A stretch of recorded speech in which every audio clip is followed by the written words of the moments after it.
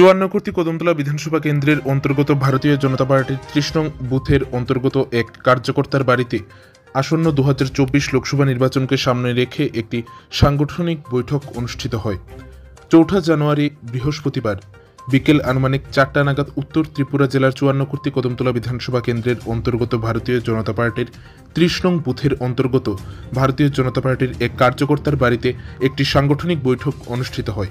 এই সাংগঠনিক বৈঠকটি মূলত 2024 লোকসভা নির্বাচনকে সামনে রেখে আগামী দিনে ভারতীয় জনতা পার্টির বিভিন্ন কর্মসূচি সম্পর্কে বিস্তারিতভাবে আলোচনা করার জন্য এই সাংগঠনিক বৈঠকটি অনুষ্ঠিত হয়, যেখানে এই সাংগঠনিক বৈঠকে উপস্থিত ছিলেন 54 কর্তৃক কদমতলা বিধানসভা কেন্দ্রের ভারতীয় জনতা পার্টির দলীয় প্রার্থী তথা 54 কর্তৃক কদমতলা বিধানসভা কেন্দ্রের ভারতীয় জনতা পার্টির কার্যকর্তা দিলীপ তাঁতি মহোদয়।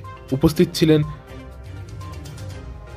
লোকসভা নির্বাচনের বিস্তারক জুয়েল চক্রবর্তী সহ ভারতীয় জনতা পার্টির অন্যান্য কার্যকর্তারা।